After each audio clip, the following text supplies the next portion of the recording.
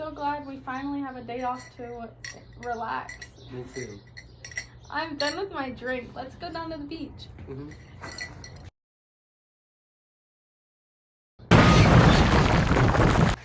Oh my god, what was that? Sounded like a big crash. Let's go check it out. Where is everyone? Who cares? What is that? Let's take a look. Open it up. Whoa, what are all these buttons for? I don't know. Uh-oh. What happened? I pressed one. Oh no! What's happening? Oh my gosh! Whoa! Where are we? Wait, look! Am I tripping or is that the Red Baron and his fighter squad drone group next to the Justin 11? I think you're right. How is this possible? It must have been the box. Well, what are we waiting for? Let's go talk to him. Hey, Hi, who are you? that doesn't matter right now. Are you the Red Baron? Yeah, why? I want to know everything about you. Follow me. Okay. What's this? This is the horizon right here. We pressed a button and it took us to. So you're trying to tell me this is some type of time machine? Yeah, I know it sounds sketchy. Just trust me. Well, you guys said you wanted to learn more about me, so what's the worst that could happen? Might as well now that we're here. Let's get started. Before we do anything with this machine, though, let me tell you that over there is the Fighter Squad drone group that I was a part of in January of 1917. The name of the group was the Josta 11. We ended up scoring 89 victories as a whole, 21 of them being from me. Oh my god, that's so cool. You're such a big contribution to the amount of victories that your group earned as a whole. I feel like I did a pretty good job if I do say so myself. Oh my god, where are we? This is the German Air Force that I was part of in June of 1915. Wow, that's so cool. That sounds rough though. How did you do it? Do what? You know, like, how did you make it through fighting all the tough battles? You must have eventually developed some sort of tactics or strategies. Well, yes, when I first joined and began flying, I began examining the other planes in the sky. After a while of combat, I realized that it seemed to be easier and quicker to take out the heavier weighted, slower two-seater planes first. How did you do that? Well, I later discovered that the best way to take down the planes was by shooting the back of them where their gas tanks were located. Shooting the gas tanks would cause the pilots flying the plane to burn. The whole plane would sometimes blow up.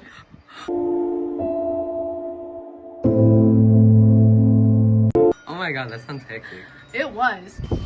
However, that wasn't all. Let me show you something. Oh god. Just let me explain. That over there is one of the planes that I flew. I like the color. Yeah, I like to paint my planes before going into the battles as a way to sort of express myself. But I won't get into all that right now. I really do enjoy when people recognize my accomplishments. What is that? This was something that I used to carry around with me when flying. Why? I don't know. I guess it was my sort of mascot in a way. Yeah, when I had this with me, it just felt right. That over there is called the Forker. D7, a plane I flew. Why is that? You know, 7th plane designed to be created. It's mine. Oh, that makes sense. Well, that's it for now. Let's go. Follow me. Whoa, where are we now? Oh, you know, this is where one of the battles took place. This is so cool. Yeah. I figured I could tell you guys some of this more stuff about me here. Yeah, that sounds good. Well, let's get started. What do you want to hear? Anything. Like, how did you become such a good pilot? Weren't you like top ace? Yeah, I was. How are you so good? Well, I was told from a very young age that I had very good hand-eye coordination. Little did I know at the time that was obviously a very good thing for my future. Yeah. I was also told that I was good when it came to my spatial awareness and reflexes. I guess, lucky for me, these skills of mine lasted till I went to combat. Once my combat days actually came to be, I always tried to analyze my opponent's moves, and that allowed me to pick up on their moves very quickly. Another thing I would do was purposely engage in up close, face to face combat with my opponents. What? Why? Wouldn't that make things more challenging? For most people, not me, I actually found it easier to focus on my target. Alright. Also, back then, a lot of pilots would fly higher up in the sky so that they would be covered by the sun. This was a very common tactic that I caught on to almost right away. I would make sure to check the sky to see if anybody was taking cover up there at the beginning of almost every battle I fought in. Dang, you're smart. Yeah, I know. Thanks. Well, it was really nice meeting you guys and sharing some of my stories with you, but I gotta get going. I'm sick of talking about myself. Yeah, sorry, but can you please tell us one more thing before we end this?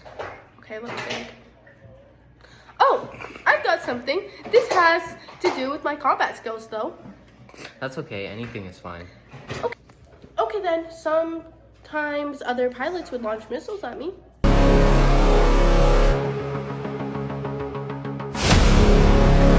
You know, most people would fly their plane in opposite directions. However, I would fly my aircraft at full speed towards them and outspeed the missile before it hit me.